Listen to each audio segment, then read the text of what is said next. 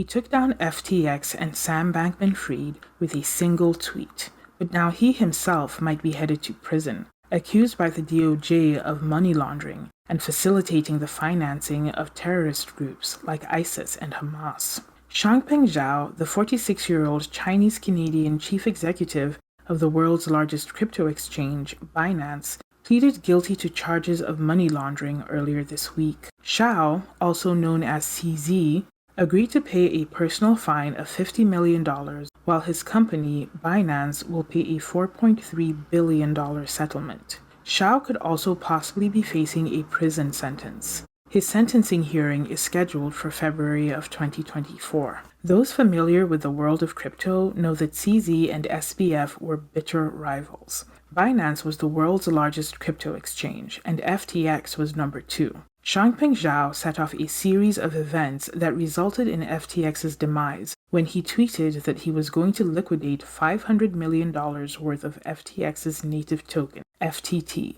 resulting in a slew of sell-offs and a crash in FTT's price, which led to a run on withdrawals that revealed that over $9 billion of customer deposits was missing, ultimately resulting in SBF being found guilty of fraud. But just because CZ took down SBF doesn't mean that CZ was a good guy himself. Throughout the FTX trial, Binance itself was facing a lawsuit accusing it of money laundering. Binance openly and willfully offered all sorts of illegal financial products, knowingly allowed criminals and terrorist organizations to transact on its platform, and allowed U.S. customers to transact with users in countries facing sanctions, like Iran, Syria, and Cuba, putting profits above following the law. CZ instructed Binance employees to find a way to make it look like U.S. customers were located elsewhere so that it could offer them banned financial products. Binance's own chief compliance officer once boasted that they were operating an illegal securities exchange in the United States.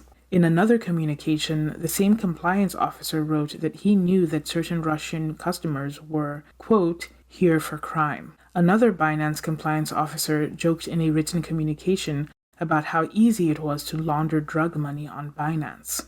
Is washing drug money too hard these days? The employee wrote. Come to Binance, we got cake for you. Other communications showed Binance officials agreeing to shut down the accounts of suspected criminals, then discussing how to allow the same criminals to secretly open new accounts. Binance also knowingly allowed terrorist groups like ISIS and Al-Qaeda to operate on its platform. In 2019, a technology company warned Binance that Hamas's military wing, the Qassam Brigades, was fundraising for what they called the Palestinian resistance by receiving Bitcoin donations through Binance. Binance officials did nothing to stop it. In 2020, Binance received another notification that certain users on their platform were affiliated with Hamas and ISIS. A Binance executive instructed employees to check if any of these users were VIPs, that is, customers who moved a lot of money on the platform, before deciding whether or not to shut down their accounts. A money laundering officer at Binance wrote, "We see the bad, but we close 2 eyes." In their criminal indictment, the DOJ accused Binance of engaging in anti-money laundering, unlicensed money transmitting, and sanctions violations.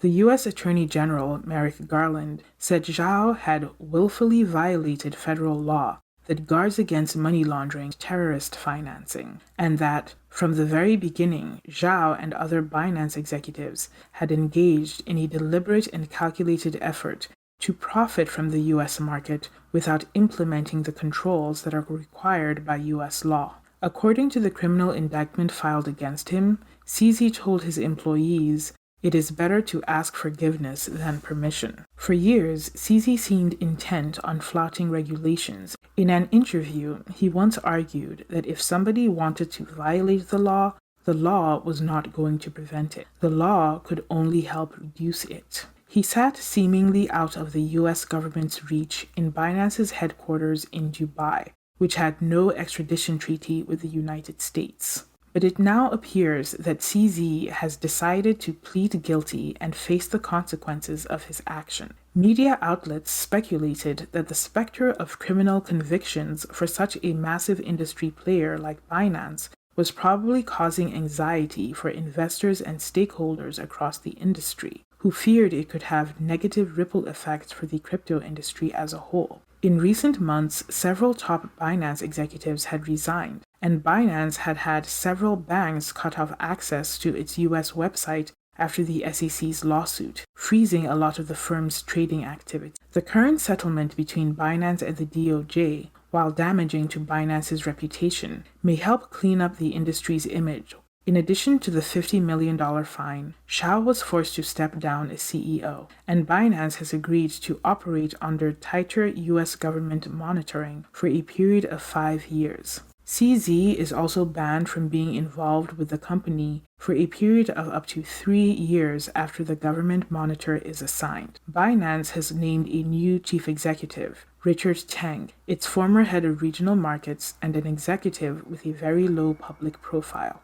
In a tweet, CZ announced that he had made mistakes and must take responsibility. He also emphasized that unlike FTX, his company had not misappropriated user funds. CZ is still a majority shareholder in Binance and is still an extremely wealthy individual. His net worth is currently estimated at $23 billion.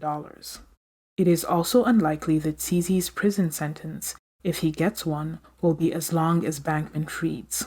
While SBF is likely facing decades in prison, the recommended federal sentencing guidelines for CZ's charges is 18 months, although the DOJ may seek more and the final decision will rest with a judge.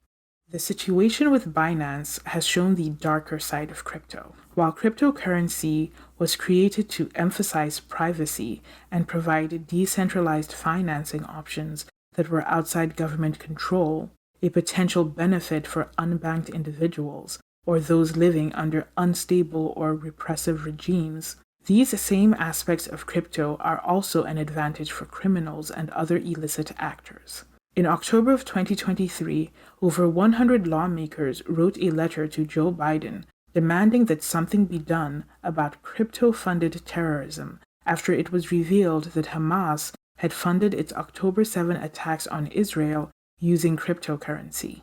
Lawmakers are convinced that Know Your Customer legislation and other anti-money laundering regulation is a necessary and top priority for the crypto industry, despite how much it runs against some of crypto's privacy-oriented founding principles. It appears that, for now, Binance is willing to bow to such regulation in order to survive.